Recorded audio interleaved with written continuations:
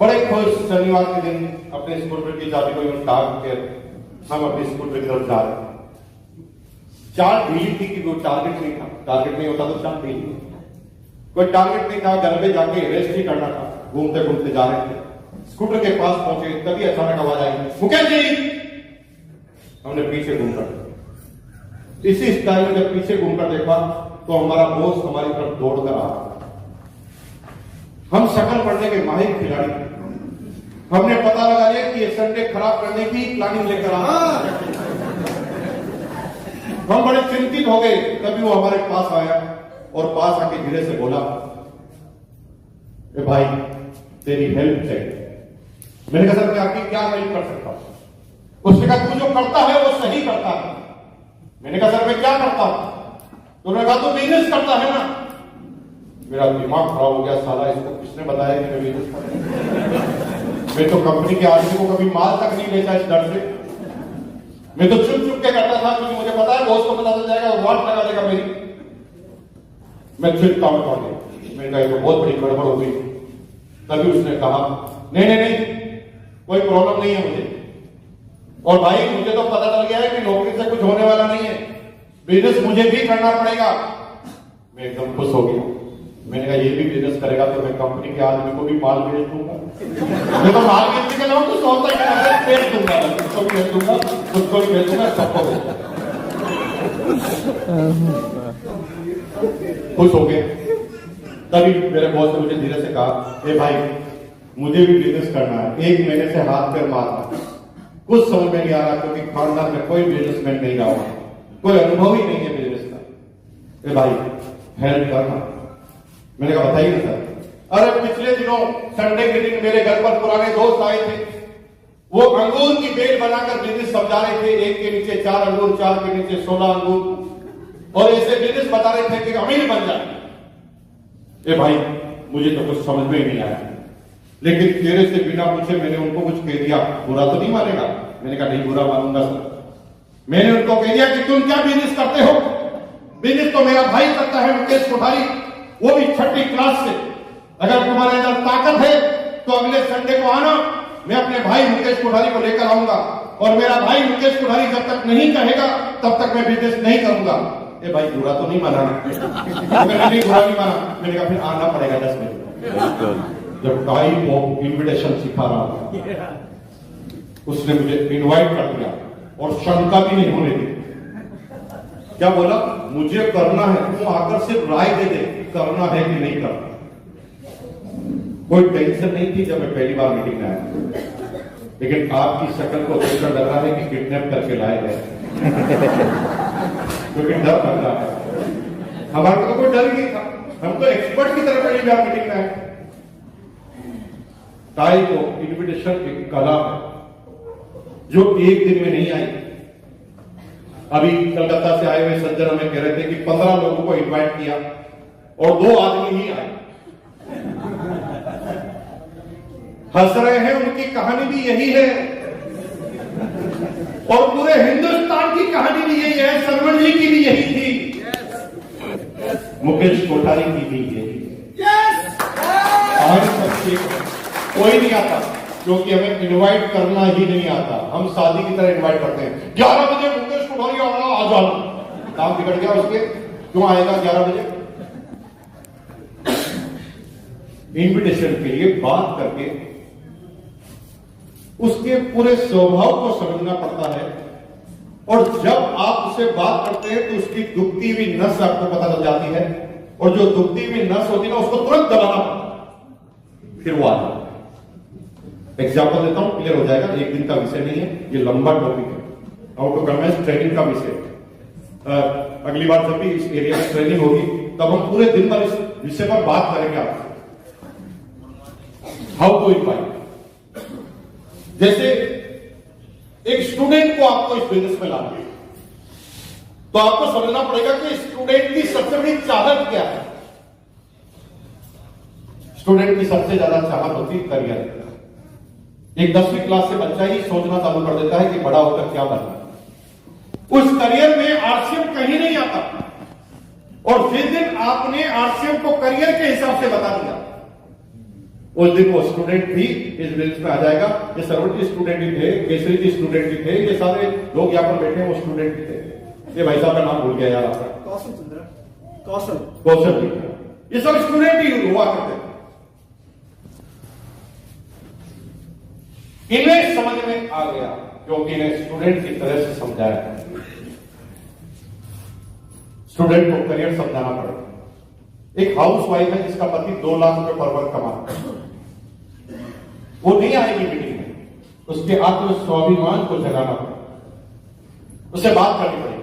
नमस्ते भाभी जी, क्या हाल चाल है, कितने पढ़े लिखे? वो क्या एमए बीएड है, उस जमाने में एमए बीएड है, तब तो आपकी नौकरी लग गई होगी। अरे कहां नौकरी है, बचपन में शादी हो गई, फिर बच्चे पैदा हो गए, फिर पति का ध्यान रखे। अब वो अंदर की व्यथा सुनाने दीजिए, यहीं पर नस पकड़ने आएगी।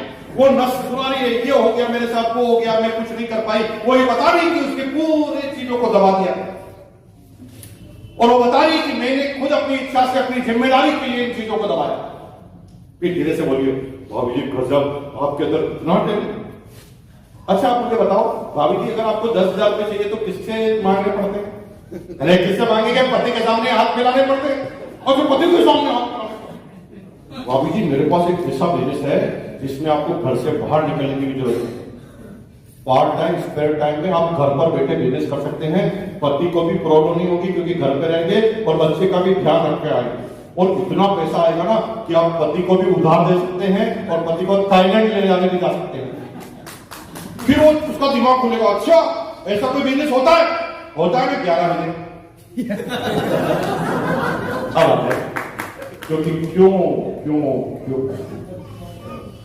गरीब को पैसा समझाना पड़ेगा, लेकिन अमीर को पैसा समझाने की गलती मत कर देना।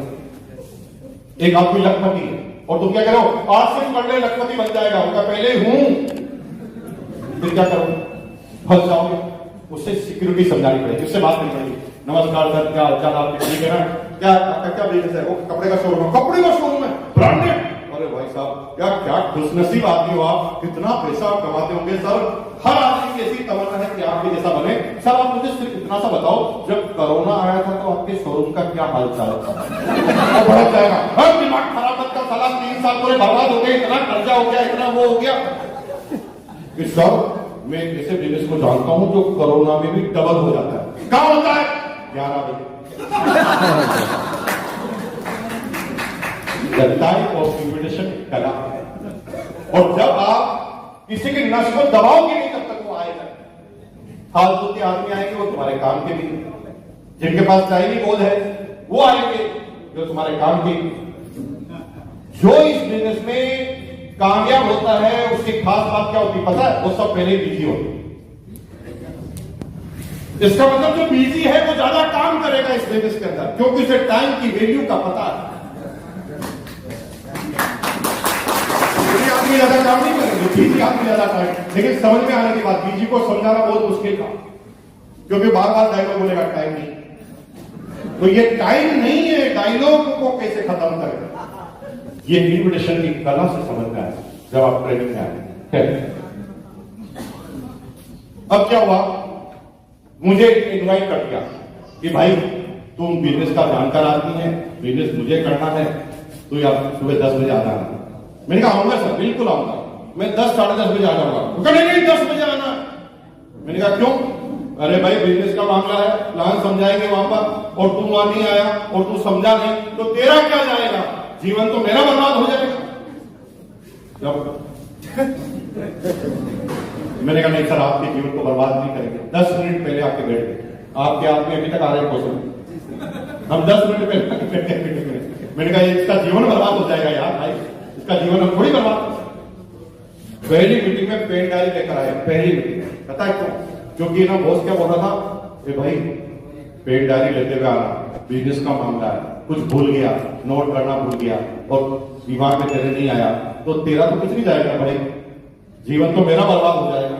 मैं पेन डायरी लेकर आया पहली मीटिंग में, और भाई साहब आगे वाली सीट पर बैठा, पीछे नहीं बैठा, क्योंकि बॉस ने क्लियर कर दिया कि पीछे मत जाना, कभी कभी माइक खराब हो जाता और आवाज पीछे साफ नहीं आती, और अगर मुझे समझ में नहीं आया पीछे तो तेरा क्या जाएगा, जीवन तो मेरा बर्बाद हो जाएगा। भाई साहब ने आगे आगे पेन डायरी लेकर पहली सीट पर आकर बैठ गया। पूरे हॉल में एक भी आदमी नहीं आया, मैं आकर बैठ गया, माइक वाला भी नहीं है, सबसे पहले मैं आके बैठ गया। अब कोई आया नहीं, देखा रही कोई मीटिंग भी है कि नहीं, साला कोई आया नहीं, एकदम टाइम पे आ गया। फिर 10-15 मिनट बाद कुछ लोग आने लगे, फिर एक आदमी मेरे पास आकर भी बैठ गए। थोड़ी देर बाद माइक वाला आया, उसने माइक लगाया, 10-15 आदमी टोटल थे। तभी 3-4 सूट वाले आदमी हॉल के अंदर घुसे, जिन्होंने सूट पहना, राजस्थान अगस्ता में टेम्परेचर 48 डिग्री सेल्सियस, साला खड़े खड़े ही पसीना निकल रहा है, और इस आदमी ने सूट पहन रखा। मैं एकदम पूरा परेशान। मैंने कहा कौन से प्रदेश के आदमी आ गए जिनको इतनी गर्मी की सर्दी लग रही है, ये क्या मजरा है। लेकिन उस समय हम किसी से पूछ नहीं सकते थे, क्योंकि कोई इंटरनेट का जमाना तो नहीं था। अभी तो आप बच्चे लोग क्या करते हैं, फट से गूगल पे जाके पूछ लेते हैं कि इसका क्या मतलब।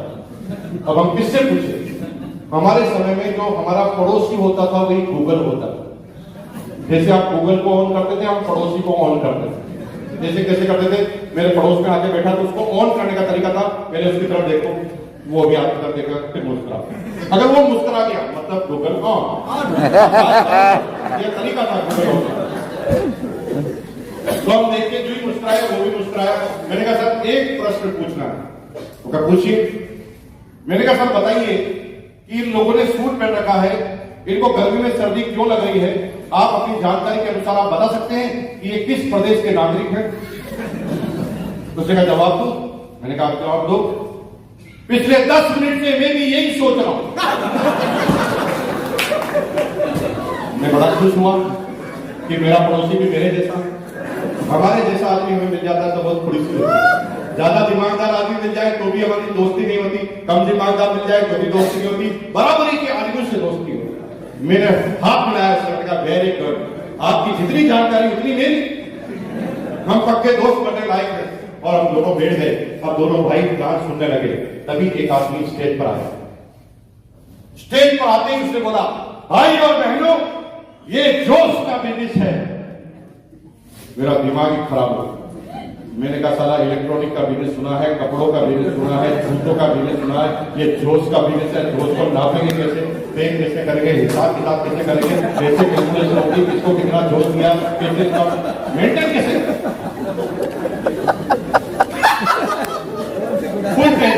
जोश का भी बिजनेस होता है, ये जोश का भी क्या बिजनेस, तो समझ में नहीं आया। तभी दूसरा कार्टून आ गया, सेकंड कार्टून आ गया।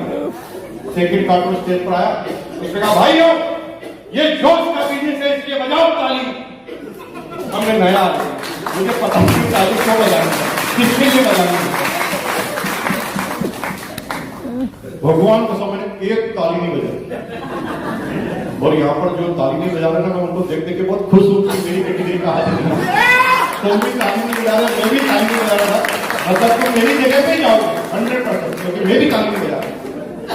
फिर तीसरा कार्टून आ गया। तीसरे कार्टून ने आके 2-4 आदमी को बुला लिया नीचे से और खड़ा कर दिया स्टेज पर और बोला, भाई और बहनों ये आदमी जो स्टेज पर खड़े हैं इनको 500 रुपए आने वाले हैं, बजाओ ताली। कंपनी चालू हुए 3 दिन हुए थे, किसी को चेक तो आया ही नहीं, और ये क्या कर रहा है, इनको कोई आने वाले हैं इसलिए बजाओ ताली। तो मुझे बहुत गुस्सा आया। मैंने कहा साला बुला भी लिया, पैसा भी इनको आ रहा है और ताली हम बजाएंगे, ये क्या बात हुई? इनको ताली आएगी, इनकी बीवी बजाएगी ताली, इनका बाप बजाएगा ताली, इनकी माँ बजाएगी ताली, पैसा इनको आ रहा तो हम ताली क्यों बजाएं? मैंने ताली वाली नहीं की। फिर 5वां कार्टून आ गया।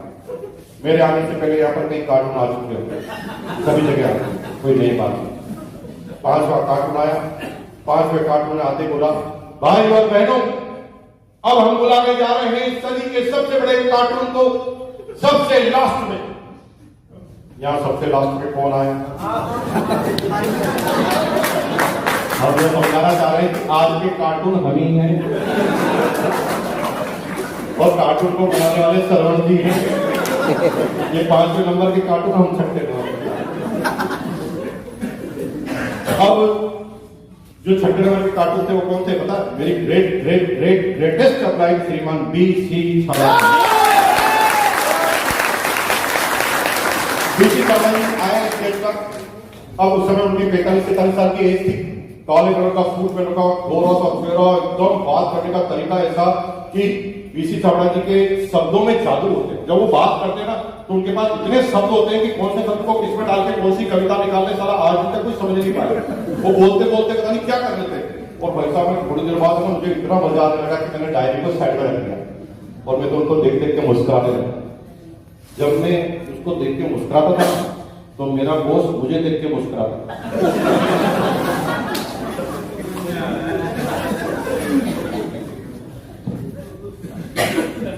समझ रहे हो मेरी बात?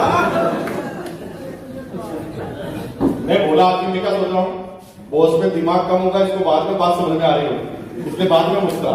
बाद में पता चला कि ये सोच रहा हंस गया मतलब फंस गया, फंस गया।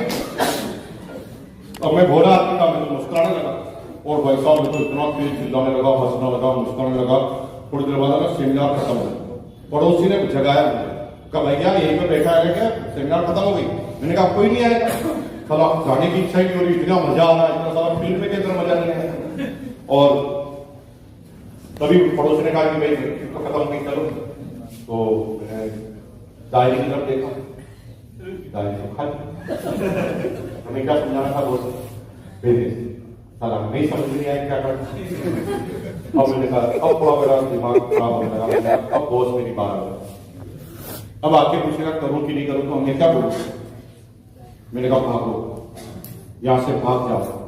गालियां सुनी है तो अकेले में कल सुन लेंगे, सबके सामने क्यों सुने? तो मैंने डायरी को बगल में लगाया, भागा, इतना तेज भागा।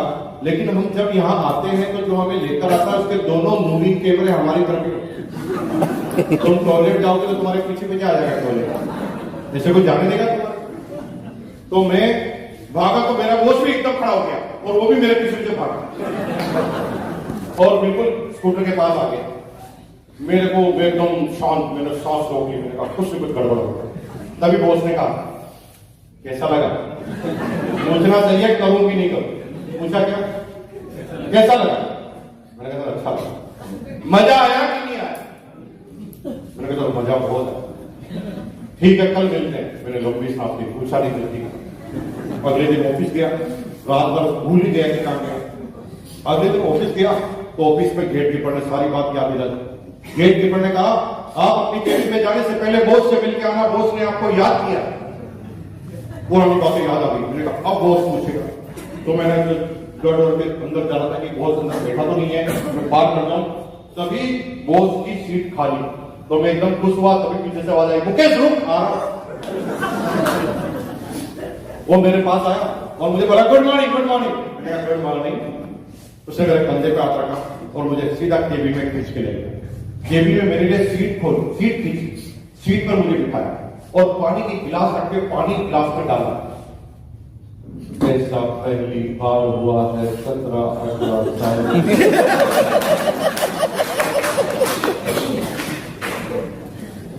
मुझे गुड मॉर्निंग बोल रहा और पानी निकला।